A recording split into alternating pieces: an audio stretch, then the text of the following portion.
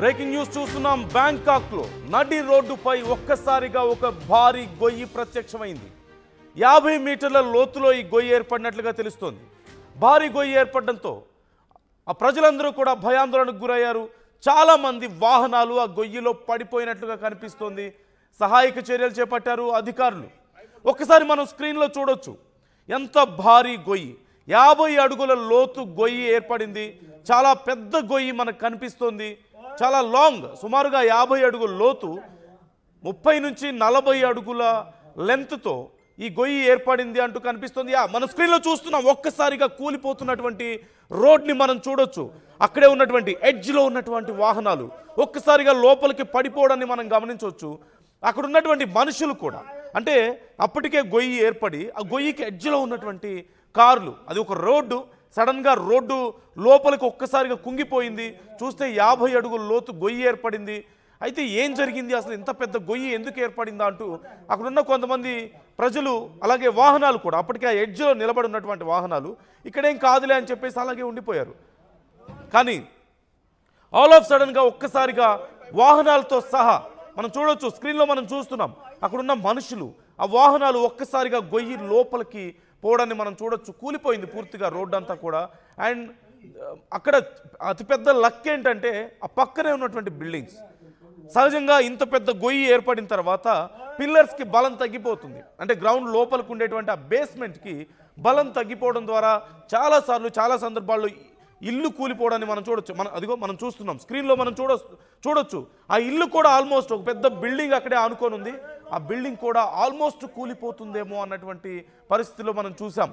ఒక్కసారిగా ఆ బిల్డింగ్కి సంబంధించినటువంటి కొన్ని పిల్లర్స్ డ్యామేజ్ అవ్వడం, అవి ఆ విండోస్ దగ్గర ఉన్నటువంటి కొన్ని స్లాబ్స్ పడిపోవడం మనం చూడొచ్చు క్లియర్గా. సో ఏం జరుగుతుంది అని తెలుసుకునే లోపే, చూసే లోపే కొంతమంది ప్రాణాలు కూడా కోల్పోయారు. కొన్ని వాహనాలు సైతం లోపలికి వెళ్ళిపోవడాన్ని మనం చూడొచ్చు. కానీ అసలు ఎందుకు జరుగుతుంటాయి ఇవన్నీ? Clearly we can see it's a road, it is a road, మనకి క్లియర్గా అర్థమవుతుంది. అసలు ఎందుకని ఇలాంటి భారీ గొయ్యిలు ఏర్పడుతూ ఉంటాయి? గతంలో కూడా మనం చాలా సందర్భాలను మనం చూసాం. ఆఫ్రికాలో ఇలాంటి ఘటనే మనం చూసాం. అలాగే కౌలాలంపూర్లో మనం చూసాం. మలేషియాలో గతంలో ఒక పెద్ద గొయ్యి ఏర్పడింది ఒక్కసారిగా.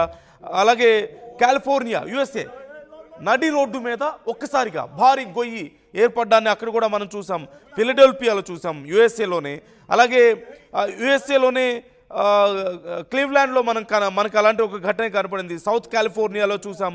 అలాగే భారతదేశంలో అహ్మదాబాద్లో కూడా ఇలాంటి ఘటన గతంలో ఒకటి రిజిస్టర్ అయింది, అది మనం మర్చిపోకూడదు.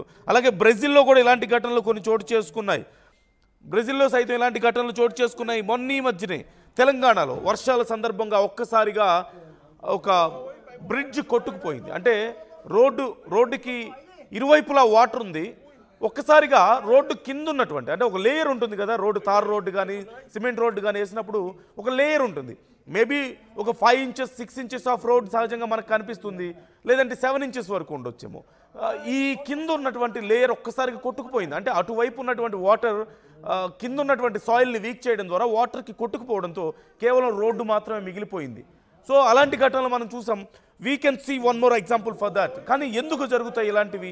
గతంలో USలో అనేక చోట్ల ఇలాంటి ఘటనలు చోటు చేసుకున్నాయి. కాలిఫోర్నియా కానీ, ఆఫ్రికాలో మనం ఇలాంటి ఘటనలు చూసాం, బ్రెజిల్లో చూసాం, ఇలాంటి ఘటనలు కౌలాలంపూర్లో మనం చూసాం, మలేషియాలో ఇలాంటి ఘటనలు ఎన్నో చోటు చేసుకున్నాయి. But why all this happening అంటే రకరకాల కారణాలు ఉన్నాయి. అందులో కొన్ని ముఖ్యమైనటువంటి రీజన్స్ నేను మీకు చెప్పే ప్రయత్నం చేస్తాను. The first thing is rock dissolve అవ్వడం వల్ల కూడా జరుగుతుంది. అంటే కింద లైమ్ స్టోన్, మనకి ఫర్ ఎగ్జాంపుల్గా మనం లైమ్ స్టోన్ చూడొచ్చు. కొన్నిసార్లు భూమి కింద ఉన్నటువంటి రాయి చాలా సెన్సిటివ్గా అయిపోవడం వల్ల అది కొన్ని రోజుల తర్వాత కరిగిపోతుంది. Just maybe because of heat అవ్వచ్చు, బికాజ్ ఆఫ్ వాటర్ వల్ల అవ్వచ్చు, ఏదైనా అవ్వచ్చు. అది వీక్ అయిపోవడం వల్ల ఒక్కసారిగా పైన బరువు అయినప్పుడు కుంగిపోతుంది లోపలికి, అది రీజన్ అవ్వచ్చు.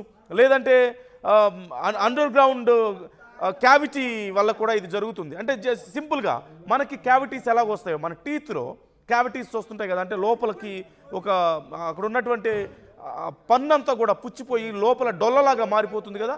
Exactly that's what exactly happens to the ground also. కింద ఉన్నటువంటి ఆ గ్రౌండ్ అంతా కూడా అంటే కింద పొర అంతా కూడా కొంచెం డొల్లగా ఉంటుంది.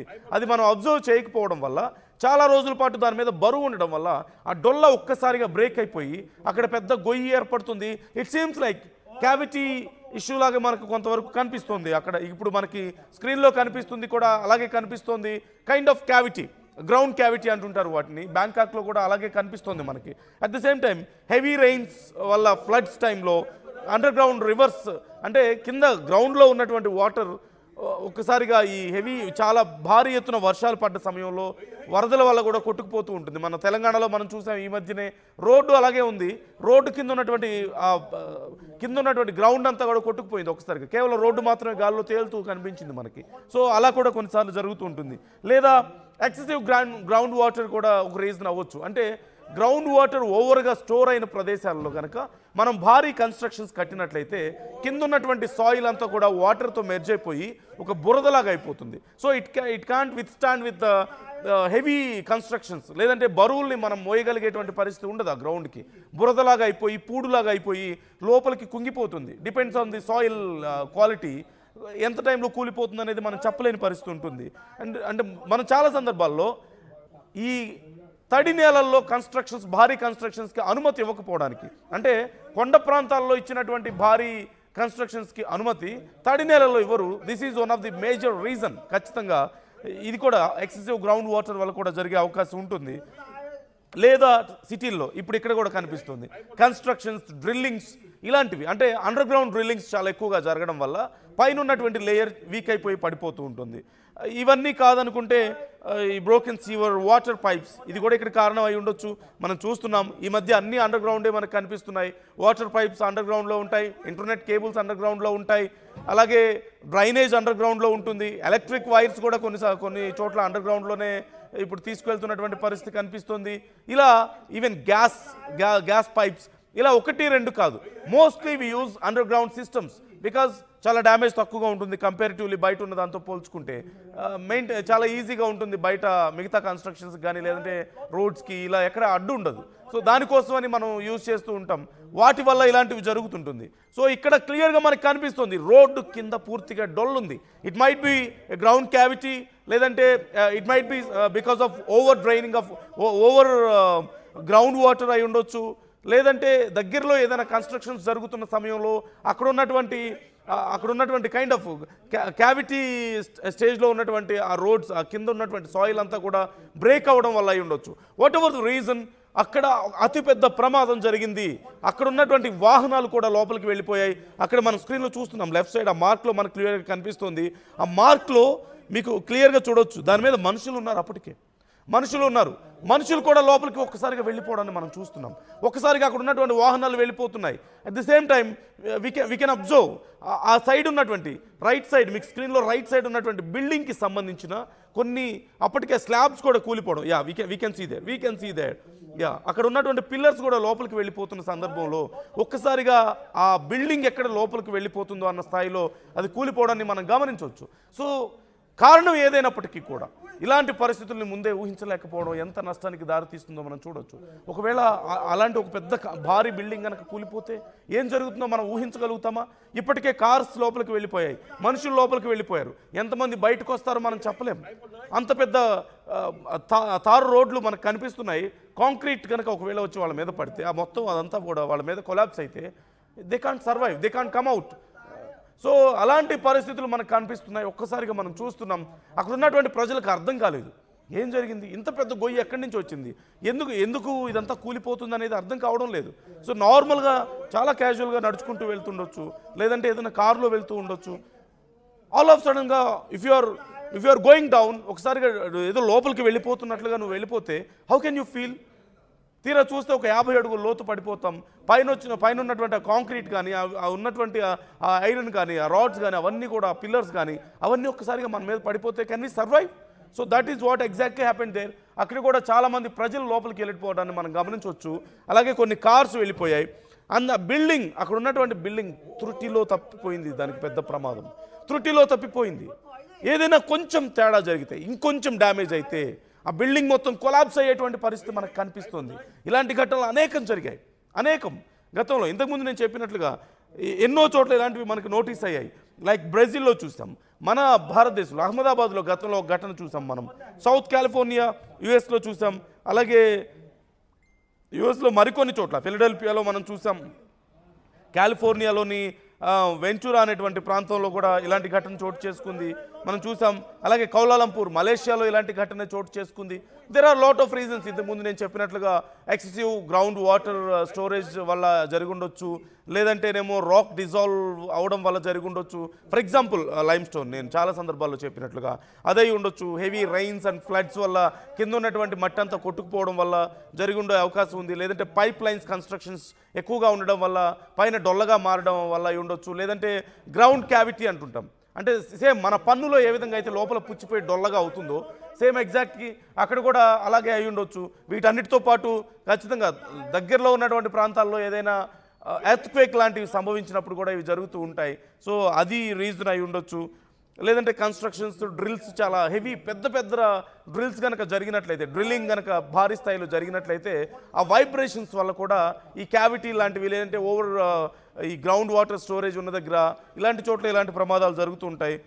లేదంటే మనందరికీ తెలిసిందే drainage system, under ground system ఉండడం వల్ల ఇలాంటివి అనేకం, what ever the reason it is. But ఇలాంటి ఒక ప్రమాదం జరగడం అనేది మాత్రం ఖచ్చితంగా చాలా దారుణమైనటువంటి పరిస్థితి. గవర్నమెంట్స్ కొంచెం ఇలాంటి విషయాల్లో జాగ్రత్తగా ఉండాలి. మనం చూడొచ్చు, కూలిపోతుంటే కొద్ది కొద్దిగా వెనక్కి వెళ్ళిపోతున్నారు, కానీ వెనక్కి వెళ్ళలేని వాళ్ళు. మనం ఆ ఎడ్జ్లో we can see a car, ఆ ఎడ్జ్లో కరెక్ట్గా ఎడ్జ్లో మనకు కనిపిస్తుంది వాళ్ళ పరిస్థితి ఎలా ఉంటుందో. పడిపోయే అవకాశం ఉంటుంది, కదిలితే ఎక్కడ పడిపోతాం అనేటువంటి భయం ఉంటుంది.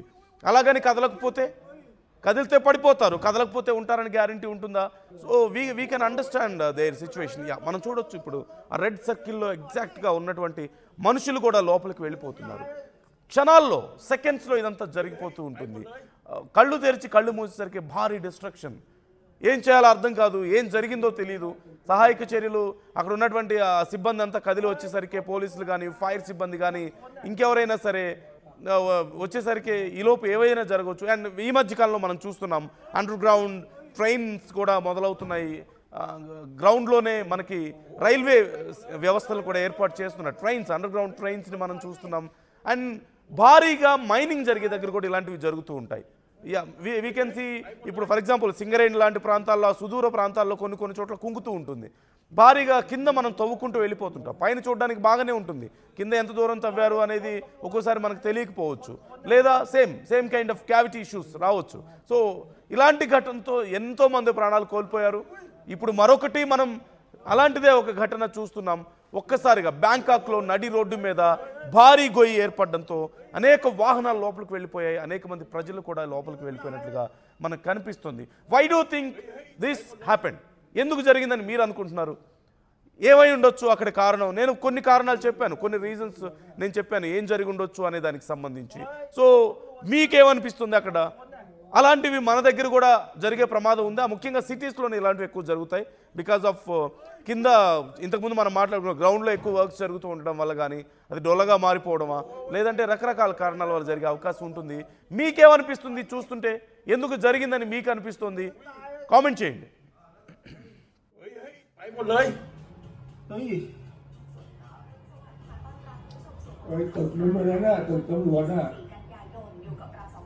โอ้ยรถตำรวจตายแล้วคนน่ะเลยโอ้ยถล่มดีถล่มหมดเลยไฟดับแน่อุ้ยฮะถนนซุดเลยเนี่ยเยอะเลยเสาไฟฟ้าไฟดับแน่ఈసారి కూడా టైంకే కన్స్ట్రక్షన్ చేసాం, బిల్డింగ్ కూడా స్ట్రాంగ్ చేసాం, క్లయింట్స్ ని సాటిస్ఫై చేసాం, గుడ్ విల్ కూడా ఇంప్రూవ్ చేసాం. ఏం చేసామో కాదు, ఇంకేం చేయాలో ఆలోచించండి. ఇంకేం చేయాలి? పెయింటింగ్ ఇంకా వేయలేదు, మర్చిపోయారా? అన్నీ బాగానే చేస్తున్నాం, పెయింటింగ్ దగ్గర మాత్రం ఫెయిల్ అవుతున్నాం. లాస్ట్ టైం పెయింట్స్ కోసం ఆ పెద్ద కంపెనీ దగ్గరికి వెళ్తే వాళ్ళ థర్డ్ పార్టీ కాంట్రాక్ట్ని అసైన్ చేశారు. వాళ్ళ 8 months డిలే, 20% ఓవర్ బడ్జెట్ కూడా అయింది. ఈసారి తప్పు అస్సలు చేయకూడదు. పెయింటింగ్స్ విషయంలో పర్ఫెక్ట్గా ప్లాన్ చేయాలి. ఏం చేద్దాం? పెయింట్స్ అప్లై చేసేది ఒకరు, అప్లై చేసేది ఇంకొకరు. వీళ్ళందరినీ డీల్ చేయడమే పెద్ద హెడేక్. అయితే ఇంక మనమే పెయింట్లు వేసుకోవాలి. లేదా పెయింటింగ్ ప్రాసెస్ మొత్తం చేసిచ్చి ఒక పర్ఫెక్ట్ పార్ట్నర్ అన్నా ఉండాలి. టెక్నో పెయింట్స్ లాగా. టెక్నో పెయింట్సా? ఎస్, నాకు కూడా రీసెంట్గానే తెలిసింది. పెయింట్స్ తేవడం నుంచి గోడ మీద వేయటం వరకు మొత్తం ఒకే టీం చూసుకుంటుంది. మిడిల్ మ్యాన్ ఉండరా? ఉండరు. So no quality loss. 5,000 plus skill పెయింటర్స్తో 1,250 plus corporate projects, 26,000 plus government schools paint చేశారు. అది కూడా all over India. Wow, third parties కూడా ఉండరు కాబట్టి మనకు డెడ్ లైన్స్తో కూడా ప్రాబ్లం ఉండదు.